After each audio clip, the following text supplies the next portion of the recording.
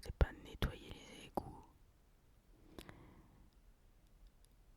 Et il faut savoir que j'ai été auxiliaire de vie, donc j'ai changé des couches, littéralement.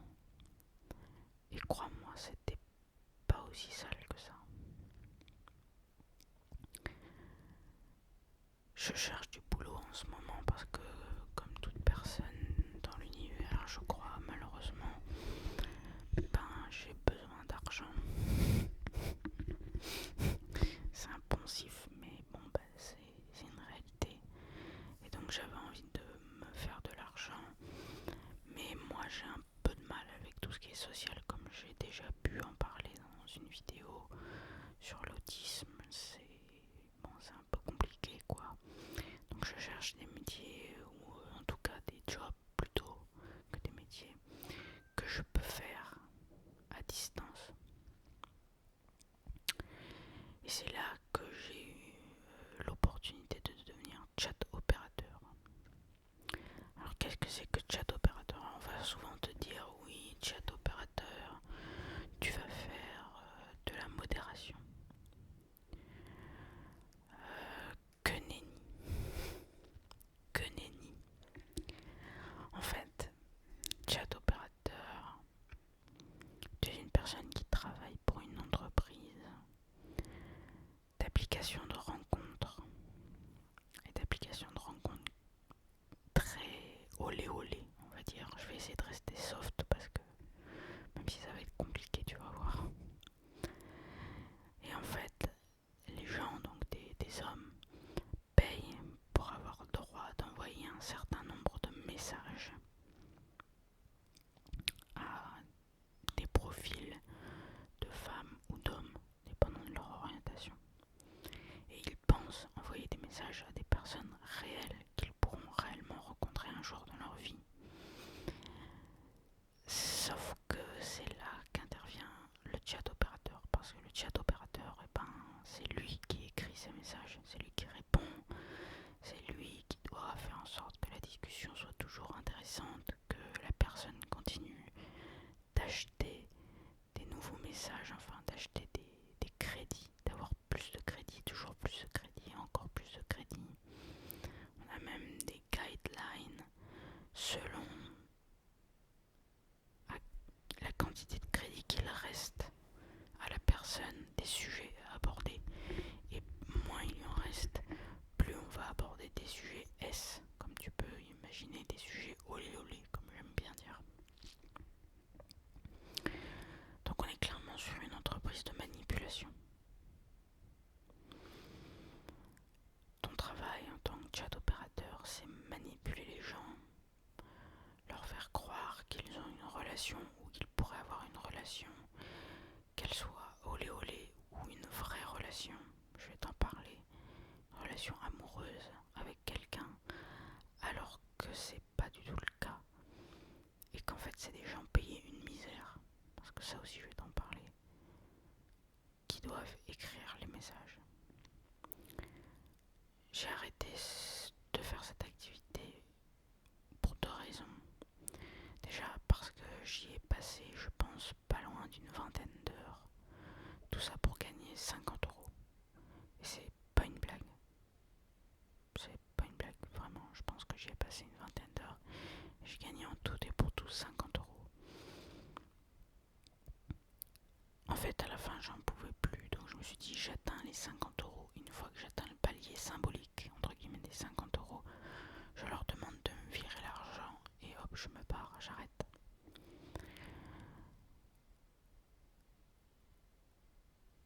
Parce qu'en fait, tu es payé au message. Tu es payé quelques centimes. Je vais pas te dire le chiffre exact parce que je veux pas du tout que la plateforme se reconnaisse. Mais tu es payé un certain nombre de centimes par message. La nuit, très très très tard, les messages peuvent être payés un peu plus cher. Et plus tu écris de messages, plus les messages que tu écris te rapportent d'argent. Il y a des paliers. Au bout de 300 messages, t'as 2 centimes et demi en plus par message. Bref, ça incite à travailler beaucoup, évidemment, et travailler de nuit, et travailler énormément en quantité. Sauf que ça vie comme celui du Bangladesh, effectivement, oui, là, c'est ok. Mais dans la France, c'est pas ok. Donc ça, et je vais pas te mentir, c'est la raison principale pour laquelle j'ai arrêté, parce que ça paye juste pas du tout, du tout, du tout, du tout. La deuxième raison, c'est une raison éthique. Je vais pas te mentir, il y a des gens sur ces applications, pas les chats modérateurs, mais les personnes qui payent pour parler, que je méprise profondément. C'est des gens qui voient les femmes comme des objets, qui ne sont intéressés que par l'aspect sexuel, la rencontre, et très peu par l'aspect relationnel. Donc ceux-là, c'est presque les plus faciles, c'est pas presque, c'est carrément les plus faciles. En plus, leur sujet de conversation tourne un peu toujours autour des sujets olé olé, donc du coup, c'est plus facile d'écrire des messages pour eux, en fait. Mais il y a des gens qui veulent parler de tout et de rien, il y a des gens qui veulent se mettre en couple, il y a des gens qui pensent, qui considèrent qu'ils sont en couple avec une personne qu'ils n'ont jamais vue.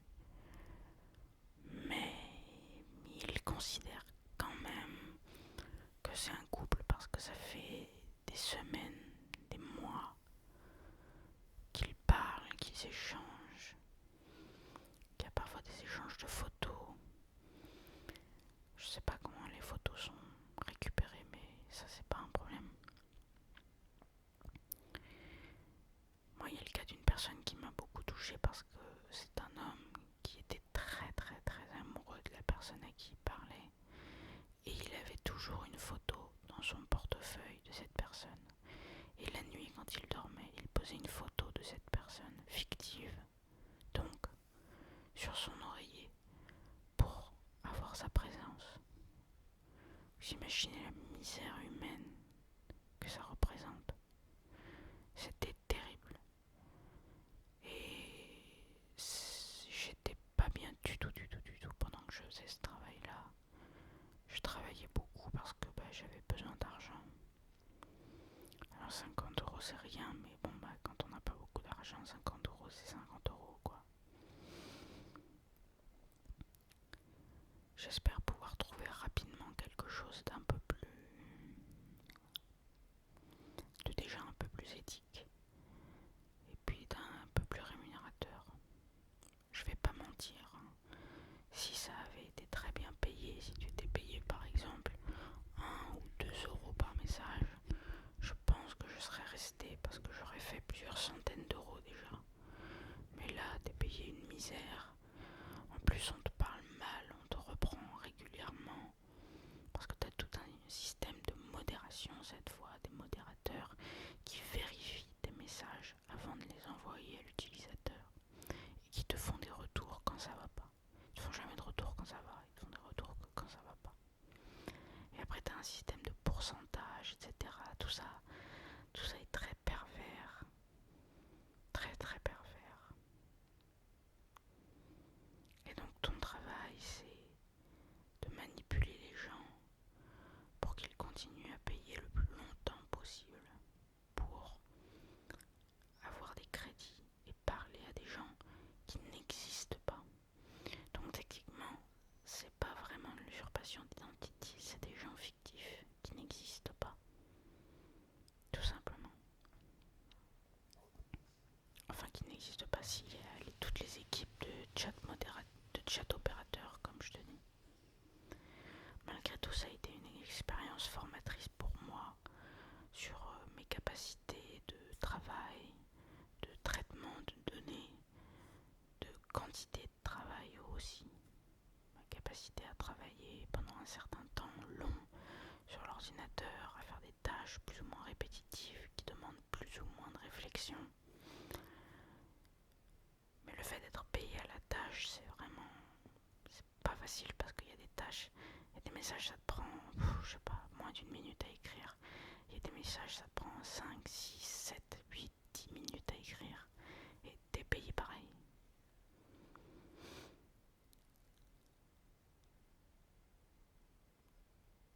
Les applications de rencontres, c'est quelque chose de terrible. De toute façon, j'en ferai peut-être une vidéo un jour.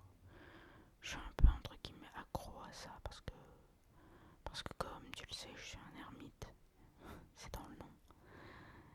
Et j'ai quand même des besoins sociaux, tu vois. Mais ce genre de site, j'espère ne jamais tomber là-dessus. Ce qui m'a fait profondément me sentir mal, tu vois, c'est que je me suis reconnue dans beaucoup de ces hommes. Beaucoup de ces hommes, ce sont des hommes très vieux. Plus personne ne s'intéresse à eux. Et moi, personne ne s'intéresse à moi. Et du coup, comme il y a des chat opérateurs qui sont là pour justement s'intéresser à eux, pour entretenir la conversation, pour qu'ils continuent à payer, et ben ils se sentent revivre un peu. Et je pense que certains se sentent vraiment revivre.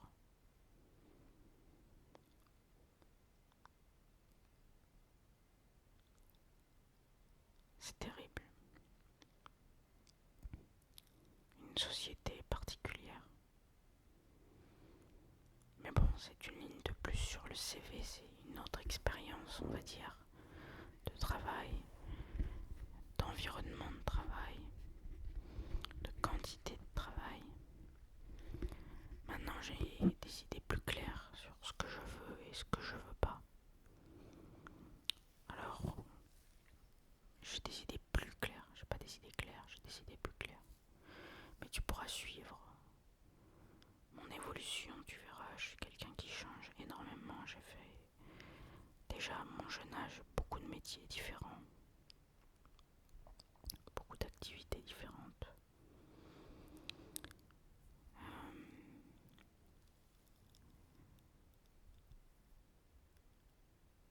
Aujourd'hui, j'ai postulé un job que j'espère pouvoir avoir, qui est éthique, pour une entreprise qui me plaît beaucoup. Et puis comme je suis autiste, je suis en démarche avec la MDPH pour avoir une RQTH. Et ça pourrait changer la donne. Je pourrais peut-être arrêter la faculté pour commencer un BTS au CNED. En tout cas, ça pourrait être une option. Et après avoir du travail sur le côté. Parce qu'il faut bien travailler, parce qu'il faut bien vivre. Malheureusement. Ou heureusement, je sais pas. Parce que travailler, ça te fait te rendre utile à la société. Tu sais, cette chaîne ASMR, c'est un peu ça aussi. J'ai l'impression de me sentir utile. Je me dis, si à chaque fois, à chaque vidéo, je me dis, si je me relaxe, si je fais passer un bon moment, ne serait-ce qu'à une personne, ça vaut le coup. Une personne, mais sur toute ma chaîne, ça vaut le coup. Parce que j'ai fait beaucoup de vidéos, évidemment. Beaucoup plus de vidéos, enfin beaucoup plus de vidéos que d'abonnés. Mais je pense continuer parce que ça me fait du bien, ça me permet de me livrer à toi, tu vois. Et puis si tu connaissais pas ce métier,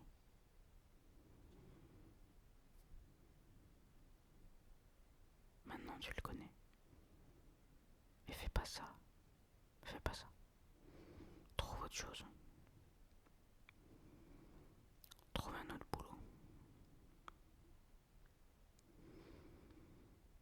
Voilà, je pense que on va pouvoir s'arrêter là. J'espère que tu as pu te reposer et partir dans les méandres de mes pensées vers un sommeil ou un repos un peu plus profond. Je te souhaite